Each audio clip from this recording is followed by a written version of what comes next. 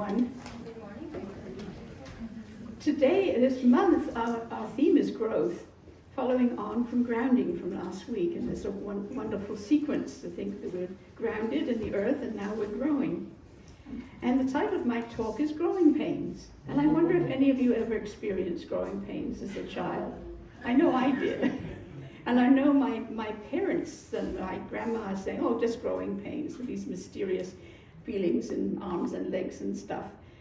And as I got to have more of a scientific sort of attitude towards life, I thought this got to be folklore. It's got to be, it's no real scientific reason behind it.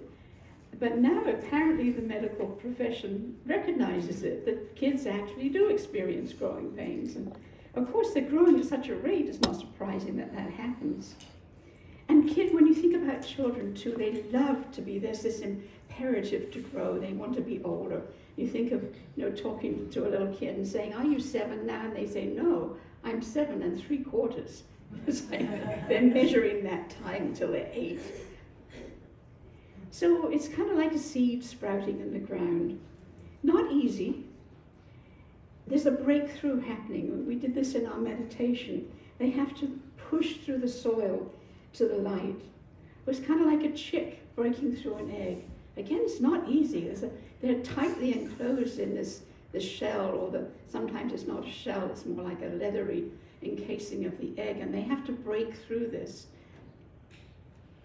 So it's not an easy process, it's a struggle. And this poor little chick, or this maybe it's a little something else that grows from an egg, or a little snake or something, they're tightly enclosed in this egg, and they have to break their way out, and then they've got to stretch out afterwards. And it's got to be pretty tricky. It's got to be quite a painful experience, not easy. And the birth of any mammal, you think of that, is not easy. There's pain involved. But the imperative is growth into the light. And when we think of all these life forms, each one with something of incalculable value to share, whether that's an ant or a whale or a dandelion, each one part of the interconnected web of life. We humans too often wage war on this life form or that because it doesn't fit into our plans, but it does fit into the plans of all that is, or it wouldn't be there. And we humans are impoverished when we needlessly destroy other life forms. As Bill Bosch talked about a couple of weeks ago, I am because you are, the idea of Ubuntu. We are because the whole web of life is, and every single being in this interconnected web of life is contributing to our being. And it's inescapable. It's part of what, in the Buddhist terms, is interdependence. We are interdependent with all forms of life. And life is encouraging us to grow constantly with all the challenges it presents. Do we back away? Do we hide? Or do we take up the challenge? Hiding is like the seed that doesn't manage to germinate. It just kind of rots away into the soil.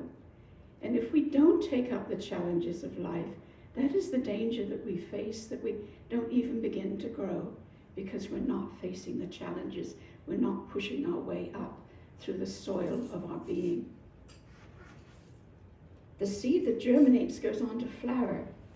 It has pushed through, struggled through all the obstacles, and we are not so different. Sometimes the challenge is physical. It requires physical effort and courage.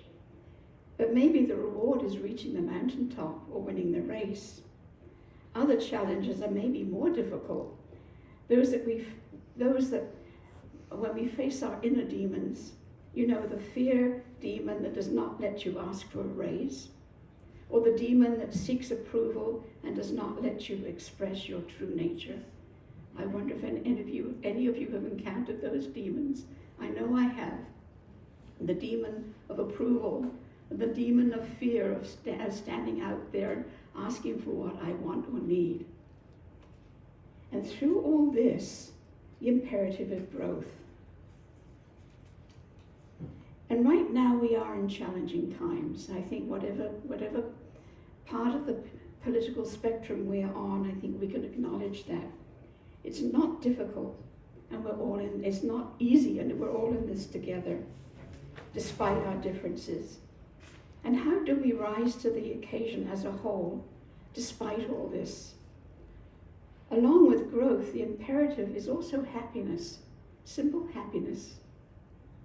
All beings want to be happy. And in our Constitution, it acknowledges this, the right for the pursuit of happiness. And all beings want this. It's not just human beings. You think of a horse running freely in a field with its playmates. What a delight. They're happy in that freedom. Or bees buzzing in the flowers. They're doing their thing, and there's something about a lot of bees buzzing. It's a very happy, happy sound, or at least to me it is. So the freedom of each creature to live and create and be happy in its own particular way. Isn't that beautiful? When we acknowledge this and give each other the space and freedom to exist in the fullness of their being, then all can flourish and grow together.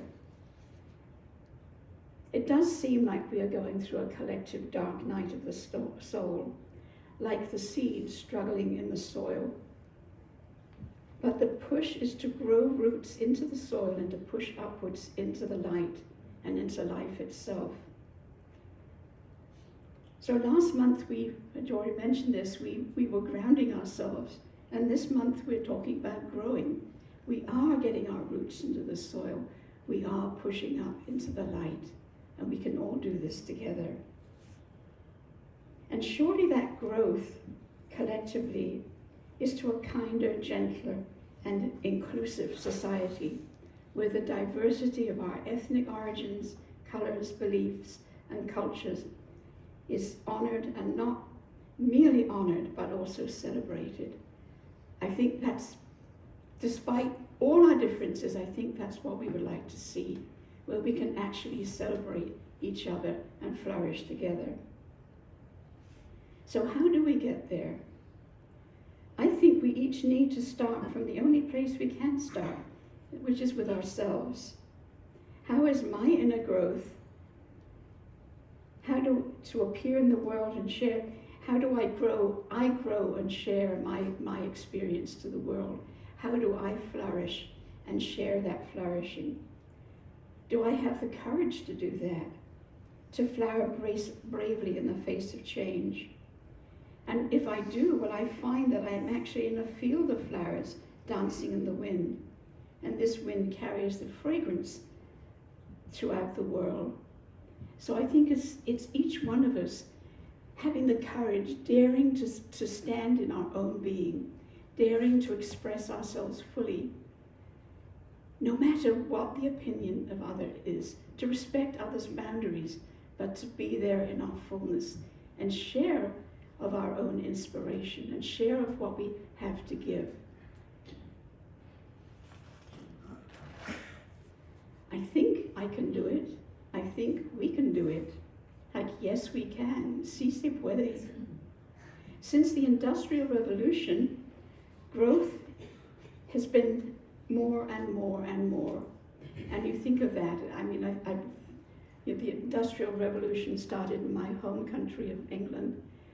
And during the Victorian age, that growth of industrialization flourished and flourished and flourished, and more stuff was produced at the expense of some people who were in the factories working 12 hours a day and more, and little kids working in factories and mines. So there was a cost to this growth, a cost in human experience and lives. But a lot of stuff was produced. And these days there are people called mudlarks who go into the Thames estuary and the estuary of other rivers, and they look around in the mud and they find all kinds of things from the industrial age, all these little bottles that the Victorians produced and all kinds of knickknacks. And in the old waste disposal places, they find all the old dumps, they find all kinds of stuff. And these days, so industrial growth was good. It eventually gave us more more leisure, more things that helped our lives be easier, but it was also at a cost. And these days we are drowning in more and more and more stuff. Anybody have too much stuff? Anybody bringing stuff today, tomorrow, or next week for the yard sale? And you think of our yard sale, we're going to be selling stuff, and we'll still have stuff left over.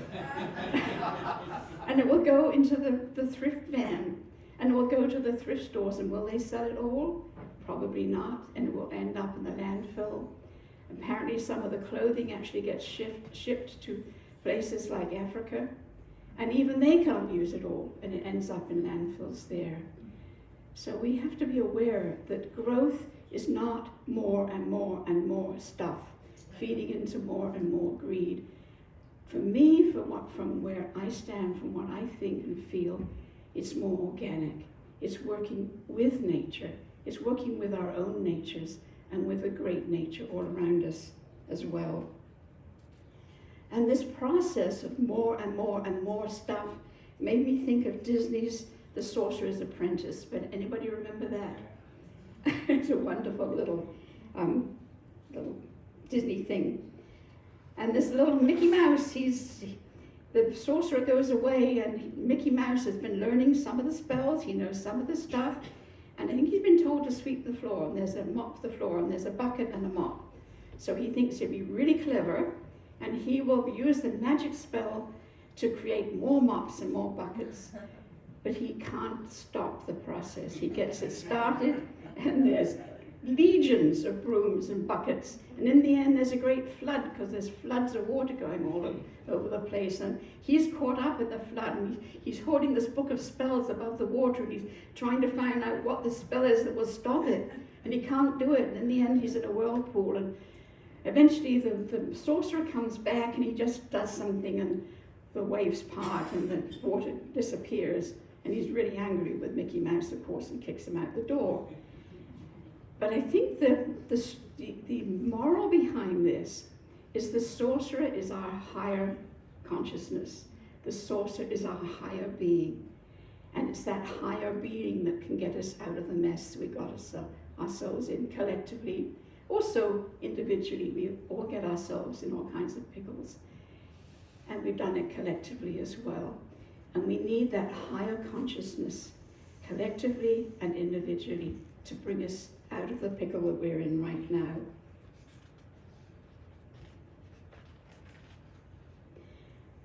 And recently, I mess around on YouTube quite a lot, and I find all sorts of interesting things. And I came across this little documentary about some of the indigenous peoples of this land, and how they are working with the earth. And there's a couple of lessons I really learned from that. Unfortunately, I didn't write down the name of the video, and I've forgotten what it is, and I haven't been able to find it again. But in one of the stories, one of the sequences, they're talking about the Karuk people of Northern California. And the Karuk people live along the Klamath River, the upper reaches of the Klamath River. And they have some interesting concepts of working with the land. One of them is, and apparently was in the old days it was the women that did this, they would go out and do selective burns in the forest, because it's all redwood forest and other forest around there. And they would do selective burns, both to mitigate the consequences of big wildfires, but also to help bring about growth of some of the foodstuffs that they like to collect, the roots and shoots and mushrooms and what have you. And this helped the forest to flourish for them. And the other thing that they did was that the women were the basket makers. And they found that when they had a selective burn, the shoots that came up for the basket making were actually straighter and more flexible, as well as the grasses that they used in basket making. And there was this lovely little sequence where they were making cradle baskets for their infants. And they were saying that the fire, the Karuk people see the fire as a blessing. And they see the ceremony of the fire as a blessing. And this blessing goes into the shoots and everything that make the cradles, and that the blessings go into the children. The blessings also of the ceremonies they do go into all the foods they eat. So this blessing is sent throughout their community. And more than that, the Kuruk people see themselves as the fixers of the world. Isn't that a wonderful concept? They see themselves fixing the world, getting the world right. And they see beyond that, that if they can get the world right, we can all get the world right. And isn't that something? We can. And it starts with what we do individually and collectively. And the Yurok people live further down the river in the lower reaches of the river. And they have similar customs and beliefs.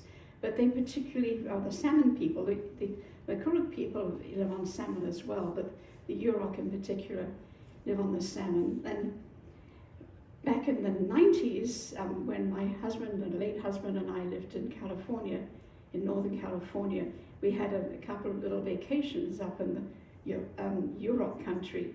We stayed at a place called Requa Inn, which is an old inn where it was the landing place for a ferry. There was no bridge at that time, and the wagon trains used to come up through the redwoods and then have to cross on this ferry. And the Requa Inn was this old inn for the people coming across on the ferry. And when we used to stay there, it was owned by some people who had started some restoration work, but it was a pretty old building, and it needed a lot more restoration than they were able to do, but it had a lot of charm, and we used to like staying there. And from there we could walk out through some of the forest out to the beach. And on the way there was this wonderful old Yurok house, but very, very, very old, all made of redwood. And then we get down to the beach, and it's all foggy, because we were there in the summer, and it's kind of foggy on the beach in California, Northern California at that time of year. And there's this wonderful rock, a great big rock, and I used to know the Yurok name for it. It was the rock that calls the salmon in from the sea. It calls them home to come up into the Klamath River. And I thought that was really beautiful. And it's the way that the Yurok respond to the land and the beings of the land. And even the rocks are part of that. So a very, very special time for me. And it was kind of a magical place, a really magical place to be. So back to growth. So growth surely is to live in harmony with our environment and with each other, in all our amazing, wonderful, and colorful diversity. And not only to live in harmony, but to celebrate. We can do it. Yes, we can. Sí se puede. Thank you very much.